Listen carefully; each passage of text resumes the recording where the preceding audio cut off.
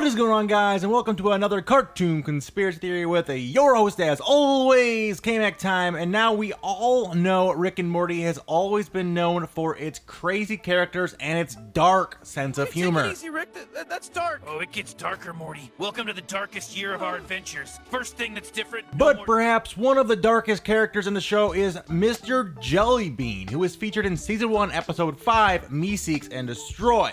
He is the king of the poor medieval village that Rick and Morty agree to help out. And, as you may remember, Mr. Jellybean attacked Morty in the bathroom of the Thirsty Stare Saloon. Stop fighting me! Just let this happen. Get off of me! Sweet home Alabama! Woo! No! Please! Stop being such a tease, you sweet little... That scene is incredibly dark and very creepy. I mean, it just screams child rapist or child molestation. But what if there was another reason why Mr. Jellybean attacked Morty?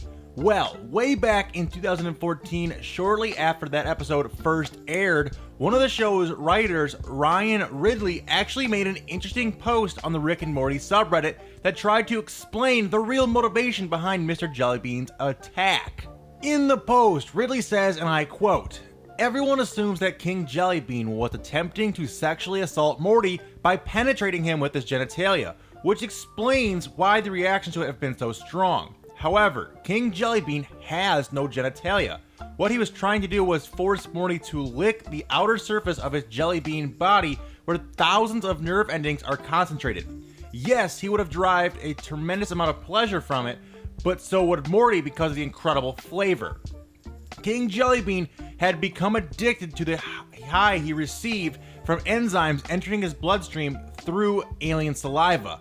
Unfortunately, the high for him became weaker and weaker with repeated engagements of the same species, so he would constantly on the look for new ones. That's why he spent so much time in places like the Thirsty Stare Saloon, where a diverse multitude of interdimensional beings congregated. Morty was the first human, so he was especially aggressive with him. To Jellybean, Morty was more like a big walking crack rock than an object of sexual desire, and he was desperate for a hit. Over the years, the repeated interspecies body licking caused the depletion of a key chemical in the jellybean body, resulting in a loss of color, which is why King Jellybean is that grayish shade instead of his normal colorful jellybean hue. This is similar to what users of MDMA experience with the depleted levels of serotonin.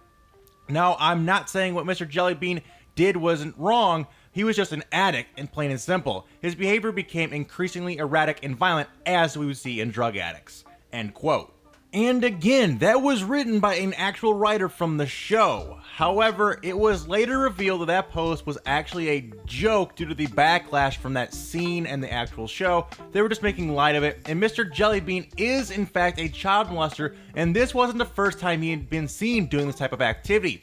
Of course, we can go look at the post-credit scene where Mr. Jellybean's disciples find a box of inappropriate pictures and decide to burn them instead of exposing him as a rapist. But there is even more evidence of his molestation-filled past. In one of Justin Roiland's previous cartoon shorts on Channel 101, we see Mr. Jellybean as the character called Crumply Crumplestein, and he is the host of a show called Unbelievable Tales.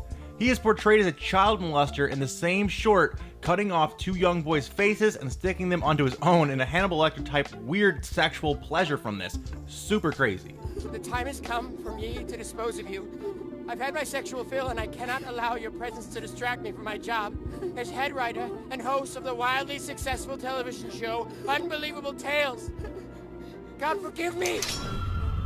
So my theory is that Crumply Crumplestein is in fact Mr. Jellybean. I think that after murdering those two kids, he fled his prior life and wound up starting a new settlement in a very obscure place where no one would recognize him.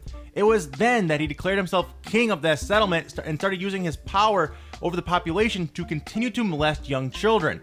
And that is why we saw him in the saloon bathroom trying to solicit Morty. So Rick really did do a great deed to the entire world when he put Mr. Jellybean out of his misery.